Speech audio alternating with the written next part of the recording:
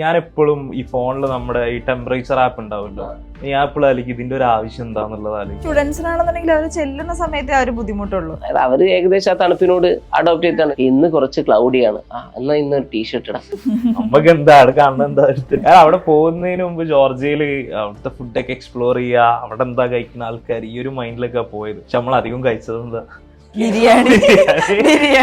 ശരിക്ക് പലരും പറയാറുണ്ട് ഫുഡ് ബ്ലോഗേഴ്സിന്റെ വീഡിയോ കണ്ടിട്ട് നിങ്ങൾ MBBS ചൂസ് ചെയ്യരുത്. നമ്മൾ അവിടെ 6 കൊല്ലം ജീവിക്കാനുള്ളതാണ്. അപ്പൊ അവിടെ എന്തൊക്കെ ഫുഡുകൾ ഉണ്ട് എന്നുള്ള അറിഞ്ഞിരിക്കേണ്ട കാര്യം. ജോർജിയയിൽ കുട്ടികൾ നിൽക്കുന്ന ശരിക്ക് ഒന്ന് അപ്പാർട്ട്മെന്റിലും രണ്ടാമത്തെ ഹോസ്റ്റലിലാണ് പ്രധാനമായിട്ട്. ഈ 2 രീതിയിലാണ് നിൽക്കുന്നത്. ഇപ്പൊ യൂണിവേഴ്സിറ്റിക്കായിട്ട് ഹോസ്റ്റലുള്ളത് ആകെ.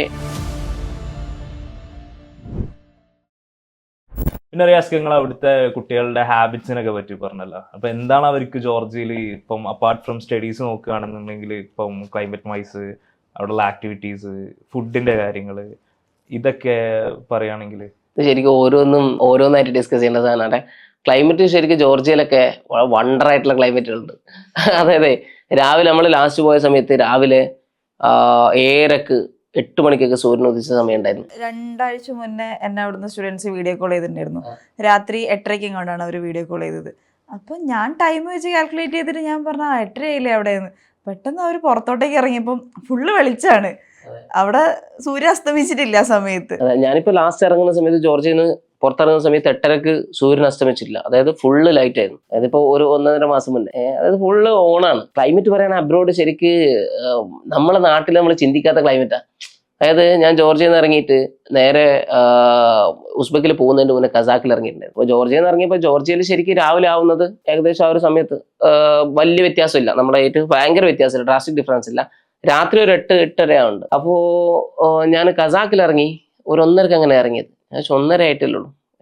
അപ്പോൾ ഒന്ന് ഉറങ്ങിയിട്ട് എണീക്കാന്ന് വെച്ചു. ഒന്ന് കിടന്ന് കുറച്ചൊന്ന് കഴിയുമ്പോഴത്തേക്ക് കണ്ണിലേക്ക് സൂര്യൻ അടിക്കാൻ എണീച്ച് നോക്കുന്നൊരു സമയം നോക്കുന്നൊരു 2:30. ഒന്ന് കറക്റ്റ് നീക്കി നോക്കുന്ന സമയത്ത് സൂര്യൻ ഉദിച്ചു മതി. രാത്രി 2:30 സൂര്യൻ ഉദിച്ച് കിടക്കുകയാണ്. 9 മണിക്കാണ് രാത്രി ആവുന്നത് ശരിക്കും. പക്ഷെ 2:30 സൂര്യൻ ഉദിച്ചു. ഇന്റർനെറ്റ് ഇവരെ എപ്പോൾ ഉറങ്ങുന്നതെന്ന് തന്നെ അറിയില്ല. അത് കഴിഞ്ഞ് ഉസ്ബെക്കിൽ എത്തി നോക്കുന്ന ഉസ്ബെക്കിൽ 3 മണിക്ക് സൂര്യൻ 3 മണിക്കാണ് രാത്രി 3 മണിക്കാണ് സൂര്യൻ ഉദിക്കണത്. എന്നിട്ട് എന്താ വെച്ചാൽ പിന്നെ അങ്ങോട്ടേക്ക് ഫുള്ള് പകലാണ്.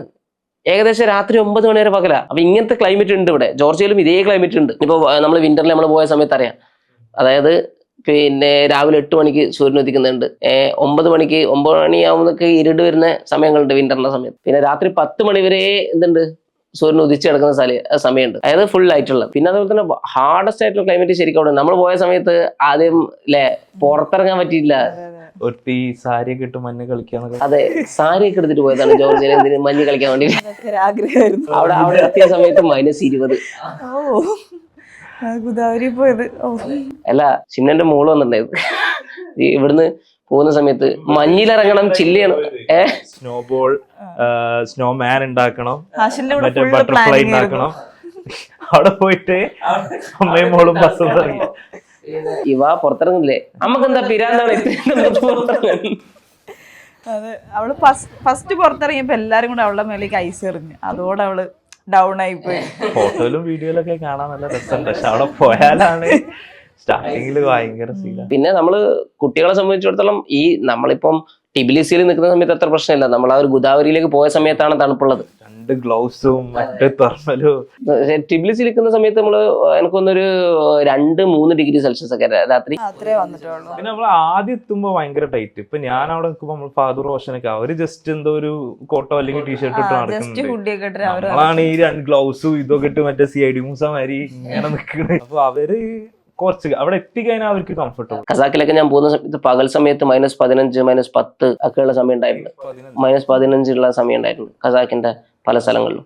അതായത് പക്ഷെ പ്രോപ്പർ ബൂട്ടും ജാക്കറ്റും ഹുഡിയൊക്കെ ഇട്ടിട്ടാണ്, അതായത് ജാക്കറ്റും തെർമൽസ് ഒക്കെ ഇട്ടിട്ടാണ് നിൽക്കണതെങ്കിൽ നമുക്കൊരു പ്രശ്നമില്ല. നമ്മൾ ആ ഒരു -20 അറിയാനില്ല. -15, -20, -25. അതായത് പിന്നെ ഷിംബുലാക്ക് ഏറ്റവും മുകളിലേക്ക് പോയ സമയത്ത് -25 ഉണ്ടായിരുന്നു. ശരിക്കും ആ ഒരു ക്ലൈമറ്റ് എന്ന് പറഞ്ഞാൽ നമുക്ക് ഭയങ്കര ഹാർഡായിട്ട് എഫക്ട് ചെയ്യില്ല നമ്മൾ പ്രോപ്പർ ഡ്രസ്സിംഗ് ആണെങ്കിൽ. പിന്നെ അതേപോലെ തന്നെ ഇപ്പൊ ജോർജിയയിലാണെങ്കിൽ നമുക്കറിയാം ഇറങ്ങുന്ന അതായത് അപ്പാർട്ട്മെന്റിൽ ഹീറ്റഡ് ആണ്, ഇറങ്ങി ബസ് കയറിയ ബസ് ഹീറ്റഡ് ആണ്, മെട്രോ ഹീറ്റഡ് ആണ്, മെട്രോന്റെ ഉള്ളിൽ ഹീറ്റഡ് ആണ്, യൂണിവേഴ്സിറ്റി ഹീറ്റഡ് ആണ്. ഇതിന്റെ ഇടയിലുള്ള കുറച്ച് സമയം പുറത്തേക്കുന്ന സമയം മാത്രമാണ് തണുപ്പുള്ളത്. സ്റ്റുഡൻസിനാണെന്നുണ്ടെങ്കിൽ അവർ ചെല്ലുന്ന സമയത്ത് ആ ഒരു ബുദ്ധിമുട്ടുള്ളൂ. ഒരു 1 മന്ത് അല്ലെങ്കിൽ മാക്സിമം 2 മന്ത്സ് നിൽക്കുമ്പോഴേക്കും അവരതായിട്ട് ഇതായി പോകും. അതെ, നമ്മളിപ്പോ ലാസ്റ്റ് ഗോദാവരി പോയ സമയത്ത് ഇവര് മഞ്ഞെടുത്ത് അങ്ങോട്ടും ഇങ്ങോട്ടും എറിയുന്നുണ്ടായിരുന്നു. എല്ലാവരും മഞ്ഞിൽ മുങ്ങിയിട്ടാണ്. എന്നാലും അവർക്ക് എന്താ കുഴപ്പമുണ്ടോ? തിരിച്ചു വന്നിട്ട് ഒരു പ്രശ്നം ഉണ്ടായിരുന്നില്ല. അതായത് അവർ ഏകദേശം ആ തണുപ്പിനോട് അഡോപ്റ്റ് ചെയ്തിട്ടാണ്. ഇപ്പൊ സജിനൊക്കെ നോക്കുന്നത്, സജിനൊക്കെ വളരെ ചെറിയ ടീഷർട്ടൊക്കെ ഇട്ടിട്ട് ടിബ്ലിസിൽ വന്ന് നിൽക്കും. ഞാൻ അന്നേരം നല്ല ജാക്കറ്റൊക്കെ ഇട്ടിട്ട് നിൽക്കായിരിക്കും. പിന്നെ പൊതുവേ നമ്മൾ ഈ മലയാളികൾക്ക് എന്താണെന്നറിയില്ല, കസാക്കിലൊക്കെ ഉള്ള ആൾക്കാർ പറഞ്ഞു ഇവര് വിന്റർ ഏകദേശം ഈ ഉസ്ബെക്കുകൾ, കസാക്കികൾ, അതേപോലെ തന്നെ ഈ ജോർജിയൻസ് ഒക്കെ ഈ വിന്റർ വരുന്നെന്ന് കലണ്ടറിൽ കണ്ടാൽ തന്നെ അവർ ജാക്കറ്റ് എടുത്തുള്ളൂ. പിന്നെ അതേപോലുള്ള ഒരു ഇതാണ് അവിടെ. ഞാൻ എപ്പോഴും ഈ ഫോണിൽ നമ്മുടെ ഈ ടെമ്പറേച്ചർ ആപ്പ് ഉണ്ടാവുമല്ലോ, ഞാൻ എപ്പോഴും ആലോചിക്കും ഇതിന്റെ ഒരു ആവശ്യം എന്താന്നുള്ളത് ആലോചിക്കും. ഈ ന്യൂസ് ടിവിയിലൊക്കെ ടെമ്പറേച്ചർ പറയുമ്പോൾ അപ്പൊ വലിയ ചൂടുണ്ട്, തണുപ്പുണ്ട്. പക്ഷെ ഇതിന്റെ യൂസ് അവിടെ എത്തിയപ്പോൾ മനസ്സിലായി. അതായത് അവിടുത്തെ സ്റ്റുഡൻസ് രാവിലെ ഇറങ്ങുമ്പോൾ ഈ ആപ്പ് വെക്കും, ഓക്കെ എങ്ങനെ ഡ്രസ് ചെയ്യണം, ആ ഒരു കാര്യം. അപ്പൊ അപ്പോഴാണ് മനസ്സിലാവുന്നത്, ഓക്കെ ഓരോ ദിവസം ഓരോ ടെമ്പറേച്ചർ വൈസ് ആകുമ്പോൾ അതിൽ ഡിഫറൻസ് ഉണ്ട് എന്നുള്ളത്. ഓക്കെ ഇന്ന് കുറച്ച് ക്ലൗഡിയാണ്, എന്നാ ഇന്ന് ഒരു ടീഷർട്ട് ഇടാം, നമുക്ക് എന്താ കാണുന്ന എന്താ എടുത്തിട്ട് പോവാന്നല്ലാണ്ട്. അല്ല നമ്മൾ ശരിക്കും ടെമ്പറേച്ചർ ആപ്പ് യൂസ് ചെയ്യുന്നില്ല. ടെമ്പറേച്ചർ ഇല്ല, ഞാൻ ബാംഗ്ലൂരുള്ള സമയത്ത് രാത്രിയിൽ ടെമ്പറേച്ചർ നോക്കിയിട്ടുണ്ടായിരുന്നു, തണുപ്പ് കൂടുന്ന സമയത്ത് എത്ര ഉണ്ട് എന്നുള്ളത്. അതല്ലാതെ അതിന്റെ മുന്നേ ഞാൻ എൻ്റെ ലൈഫിലും ടെമ്പറേച്ചർ യൂസ് ചെയ്ത് വളരെ കുറവായിരുന്നു. ജോർജിയയിൽ എത്തിക്കഴിഞ്ഞാൽ ഡെയിലി നോക്കും ഇന്നെന്താ അവസ്ഥ, ഇന്നെന്തിടണം. മറ്റേ ഇസ്മായിൽ ഖാനോട് പോയപ്പോൾ ഇസ്മായിൽ ഖാൻ രാവിലെ നോക്കും, റിയാസേ ഇന്ന് 12 എന്താ ചെയ്യണ്ട, ജാക്കറ്റ് ഇടണ.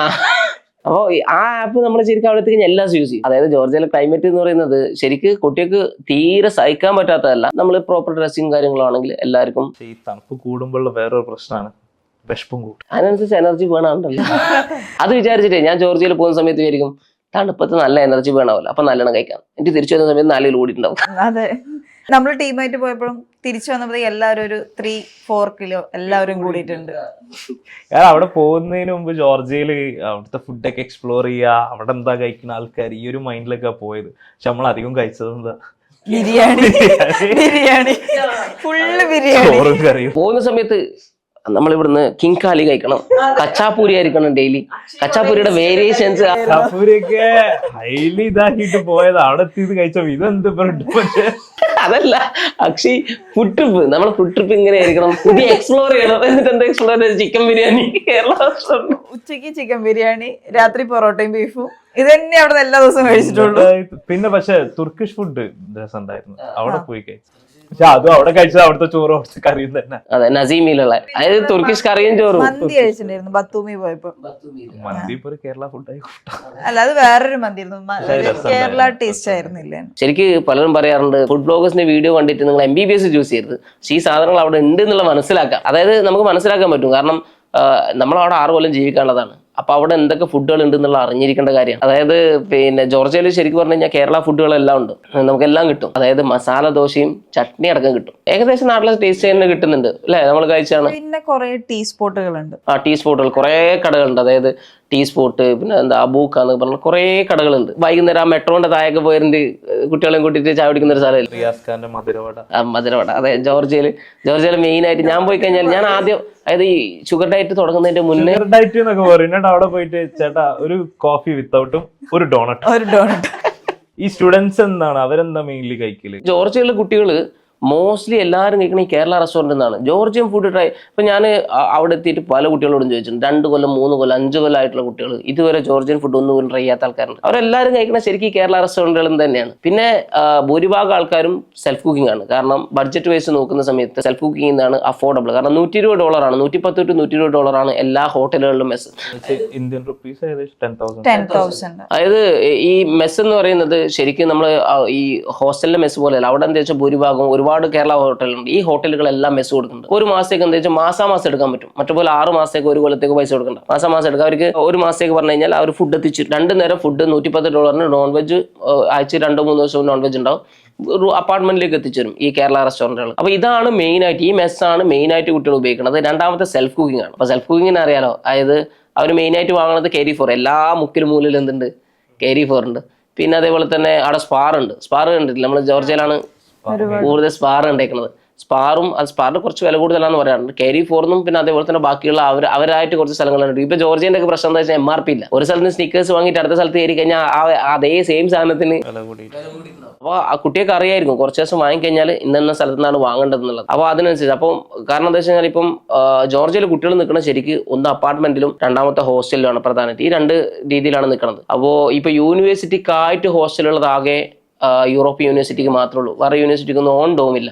നല്ലത് ഹോസ്റ്റലാണ് അപ്പാർട്ട്മെന്റ്. അതായത് ആ ഡിപ്പെൻസ് ഓൺ കുട്ടികളാണ്. അതായത് ഇപ്പം ഹോസ്റ്റലിൽ എന്താണെന്ന് വെച്ചാൽ ഏത് കുട്ടികൾ ഹോസ്റ്റലിൽ കയറി കഴിഞ്ഞാലും 4 മാസത്തിനുള്ള കംപ്ലൈന്റ് പറഞ്ഞോളൂ.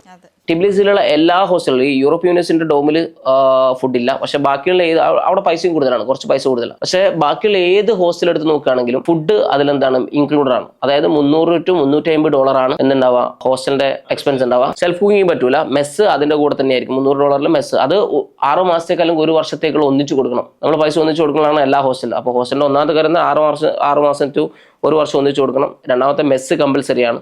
മൂന്നാമത്തെ ഒരു 4 ഷെയറിംഗ് റൂമുകളാണ് മോസ്റ്റ്ലി എല്ലാവർക്കും 300 to 350 4 ഷെയറിംഗ് റൂമുകളാണ് ഉണ്ടാവുക. അപ്പോൾ ഈ കാര്യങ്ങൾ ഉണ്ടാകുമ്പോൾ മെസ്സ് എന്ന് പറയുന്നത് നമ്മൾ ഒരേ ഫുഡാണ്. അതായത് ഫസ്റ്റ് മാസം പോയി കഴിഞ്ഞാൽ ലക്ഷറി ഹോസ്റ്റലിലൊക്കെ നിൽക്കുന്ന കുട്ടികൾ $350 നിൽക്കുന്ന കുട്ടികൾ ഫസ്റ്റ് മാസം പറയും സൂപ്പർ ഫുഡാണ് സാർ, അടിപൊളിയാണ്. രണ്ടാമത്തെ ദിവസം പറയും കൊള്ളാം, ഓക്കെയാണ്. മൂന്നാമത്തെ ദിവസം പറയും എന്ത് തേങ്ങയാണ് ഉണ്ടാക്കി തരുന്നത്, പിന്നെ വിളിക്കാൻ തുടങ്ങും, ഒന്നും ഇവിടെ നിന്ന് മാറാൻ പറ്റും. രണ്ടാമത്തെ ദിവസം കഴിച്ചു നോക്കും, മൂന്നാമത്തെ ദിവസം കഴിച്ചു നോക്കും, നമുക്ക് ഒരേ ടേസ്റ്റ് ആയിരിക്കും. ഇവർ ഈ ഒരേ ഫുഡ് കഴിക്കണമുണ്ട്. അതിപ്പോ ഏത് അടിപൊളി മെസ്സ് അടിക്കുകയാണെന്നുണ്ടെങ്കിലും എല്ലാവരുടെ അവസ്ഥ ഇതാണ്.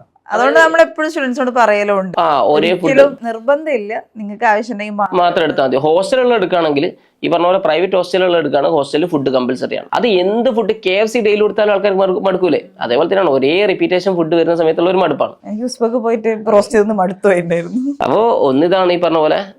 പിന്നെ അതുപോലെ തന്നെ ഈ ഹോസ്റ്റലിൽ ഈ റെസ്ട്രിക്ഷൻ ഉണ്ടാവും 10 മണിക്ക് കാരണം. അപ്പോൾ ഇവർക്ക് ചിലപ്പോൾ 9 മണിക്കും ക്ലാസ് കഴിയുന്നുണ്ടാവും. അപ്പോൾ 1 മണിക്കൂറിനുള്ളിൽ ഓടി എത്തണം തിരിച്ചിട്ട്. അപ്പോൾ ഫുഡ് കഴിച്ചിട്ടില്ലെങ്കിൽ ചിലപ്പോൾ അവിടുത്തെ ഫുഡിന്റെ ടൈം കഴിഞ്ഞിട്ടുണ്ടാവും, പുറത്തുനിന്ന് ഫുഡ് കഴിച്ച് തിരിച്ചു വരാനുള്ള സമയം ഉണ്ടാവില്ല. ഇങ്ങനത്തെ കുറെ കാര്യങ്ങളുണ്ടാവും. നേരത്തെ പറഞ്ഞ ഈ 9 മണിക്ക് ക്ലാസ് ഇല്ലേ, അത് ചില ആൾക്കാർ ഫെമിലിയർ ആവില്ല.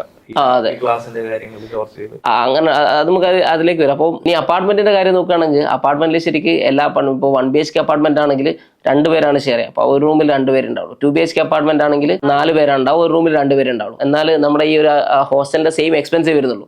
അത് മാത്രമല്ല മെസ്സ് കമ്പൽസറി അല്ല. മെസ്സ് വേണമെങ്കിൽ എന്ത് ചെയ്യാം, പുറത്തുള്ള കേരള ഹോട്ടലിൽ നിന്ന് എടുക്കാം. മെസ്സ് വേണ്ടെങ്കിൽ എന്ത് ചെയ്യുന്ന വെച്ചാൽ സെൽഫ് കുക്ക് ചെയ്യാനുള്ള ഓപ്ഷൻ ഉണ്ട്.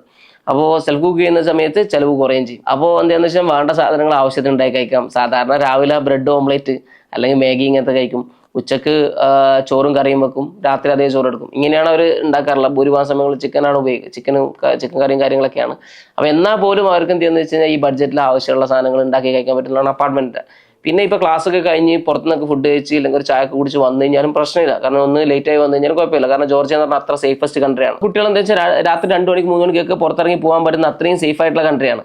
അപ്പോൾ എന്താണെന്ന് വെച്ചാൽ അവർക്ക് എന്താണെന്ന് വെച്ചാൽ അവർ ഇപ്പോൾ ക്ലാസ് കഴിഞ്ഞ് 10 മണിക്കാണ് ക്ലാസ് കഴിഞ്ഞെങ്കിൽ 10 മണിക്ക് ക്ലാസ് കഴിഞ്ഞിട്ട് ഫുഡൊക്കെ കഴിച്ചിട്ട് 12 മണിക്ക് റൂമിൽ എത്തിയാലും കുഴപ്പമൊന്നുമില്ല. എന്താണെന്ന് വെച്ചാൽ അവർക്ക് അത്ര ടൈം റെസ്ട്രിക്ഷൻ ഇല്ലാത്തതുകൊണ്ട്. അപ്പോൾ ഇങ്ങനെയുള്ള കുറേ കാര്യങ്ങളാണ് അപ്പാർട്ട്മെന്റിലേക്ക് അവരെ ഇതാക്കുന്നത്. പിന്നെ എന്താണെന്ന് വെച്ച് കഴിഞ്ഞാൽ ഹോസ്റ്റലിൽ 4 പേരാകുന്ന സമയത്തുള്ള പ്രശ്നങ്ങളില്ല. പിന്നെ സൗകര്യങ്ങൾ ഹോസ്റ്റലിൽ കുറവാണ്. ഇവിടെ ആകുമ്പോൾ വാഷിംഗ് മെഷീൻ, അതേപോലെ തന്നെ ഫ്രിഡ്ജ്, കുക്ക് ചെയ്യാനുള്ള സാധനങ്ങൾ, ഇതെല്ലാം അവിടെ ബഡ്ജറ്റ് വൈസ് നോക്കുകയാണെങ്കിൽ പിന്നെ ഫ്ലെക്സിബിൾ. ബഡ്ജറ്റ് വൈസ് നോക്കുകയാണെങ്കിൽ അപ്പാർട്ട്മെന്റ് കുറച്ചുകൂടെ കുറവാണെന്ന് പറയാം. കാരണം എന്താ അറിയോ, ഇപ്പൊ ഹോസ്റ്റലിലാണ്, ഹോസ്റ്റലിൽ $300 നമ്മൾ കൊടുക്കുന്നുണ്ട്, അപ്പാർട്ട്മെന്റിൽ $300 ആണല്ലോ. പക്ഷേ ഈ ഹോസ്റ്റലിൽ $300 കൊടുത്താൽ അവർ പുറത്തുനിന്ന് ഫുഡ് കഴിക്കും. അപ്പാർട്ട്മെന്റിൽ പുറത്തുനിന്ന് ഫുഡ് കഴിക്കുന്നത് കൂടെ കൂട്ടിയിട്ടാണ് ഈ $300 $310 വരുന്നത്. എന്നാൽ അവിടെ $300 പുറത്തുനിന്ന് ഫുഡ് കഴിക്കുന്ന എക്സ്പെൻസ് പുറത്തുള്ളതുണ്ട്. പിന്നെ അടുത്തൊരു മൊബൈൽ റീചാർജ് എക്സ്ട്രാ വരുന്നുണ്ട്. ഇത് നമ്മളിതൊക്കെ കൂട്ടിയിട്ടാണ് എന്ത് ചെയ്യുന്നത്, ഏകദേശം ഒരു $300, $310, $320 അടുത്ത് പറയുന്നത്. അത് അവർ കിട്ടുന്ന അപ്പാർട്ട്മെന്റ് അനുസരിച്ചാണ്. ചില കുട്ടികൾ പറയാറുണ്ട് $400 ഒക്കെ. അപ്പോൾ അവരോട് അപ്പാർട്ട്മെന്റ് എത്ര റെന്റ് ഉണ്ടെന്ന് വെച്ചാൽ $250, $500 അപ്പാർട്ട്മെന്റ് ആയിരിക്കും രണ്ടാളും നിൽക്കുന്നുണ്ടാവും. അതായത് ശരിക്കും $300 to $400 അപ്പാർട്ട്മെന്റ് ടിബിസിയിൽ കിട്ടാണ്ട് 1 BHK അപ്പാർട്ട്മെന്റ്. അപ്പോൾ ആ രീതിയിലുള്ള അപ്പാർട്ട്മെന്റ് എടുത്താൽ മതി. $400 അപ്പാർട്ട്മെന്റ് എടുത്ത് $200 വരുള്ളൂ. $300 അപ്പാർട്ട്മെന്റ് എടുത്ത് $150 വരുള്ളൂ. 350 175 വരുള്ളൂ. പിന്നെ ചിലർ സിംഗിൾ ഷെയറിംഗിൽ നിൽക്കുന്നുണ്ട്, സിംഗിൾ ഷെയറിൽ നിൽക്കുന്നുണ്ട്. അപ്പം എന്താ വെച്ചാൽ എക്സ്പെൻസ് കൂടും. അതായത് നോർമലി കോമൺലി ഒരു കുട്ടിക്ക് നിൽക്കാനുള്ള എക്സ്പെൻസ് ആണ് ഈ $300 എന്ന് പറഞ്ഞാൽ കോമൺലി നമ്മൾ പറയണത് 25,000 ഇന്ത്യൻ റുപ്പീസിൽ. അപ്പാർട്ട്മെന്റ് മാത്രം ഒരു 17,000 രൂപ. പിന്നെ ഫുഡും കൂടെ, food, electricity, wifi, gas bill ഇതൊക്കെ വരുമ്പോഴാണ് ബാക്കി വരുന്നത്. ലിവിംഗ് എക്സ്പെൻസിന്റെ കാര്യം ചോദിക്കുമ്പോൾ കുട്ടികൾ ചോദിക്കുന്നത് പാർട്ട് ടൈം ജോലി പറ്റുമോ ഇല്ലേ എന്നുള്ള കാര്യം ചോദിക്കുന്നത്. പാർട്ട് ടൈം ഉണ്ടോ? പാർട്ട് ടൈം ഉണ്ട്. എന്നാൽ നമ്മളോട് എന്നിട്ട് ഒരുപാട് കുട്ടികൾ ചോദിക്കും സ്കോളർഷിപ്പ് ഉണ്ടോ, സ്കോളർഷിപ്പ് കിട്ടൂലേ. അതിനുള്ള കുട്ടികൾ ഇങ്ങനെ കുറേ റിസർച്ച് ചെയ്യുകയും ചെയ്യും. അവിടുത്തെ ഹോസ്പിറ്റലുകൾ പറഞ്ഞു നോക്കുന്ന സമയത്ത് സെൻട്രൽ ഏഷ്യയിൽ തന്നെ പല എക്യുപ്മെന്റ്സും റെയർ ആയിട്ട് കിട്ടുന്ന ഹോസ്പിറ്റലുകൾ ഞാൻ കണ്ടിട്ടുണ്ട് അവിടെ. അതായത് സാധ്യതകൾ എല്ലാ സ്ഥലങ്ങളിലും ഉണ്ട്. ആ സാധ്യതകൾ യൂട്ടിലൈസ് ചെയ്യാൻ വേണ്ടി നമ്മൾ തയ്യാറായിട്ട് ഇറങ്ങണം എന്ന് മാത്രമേ ഉള്ളൂ.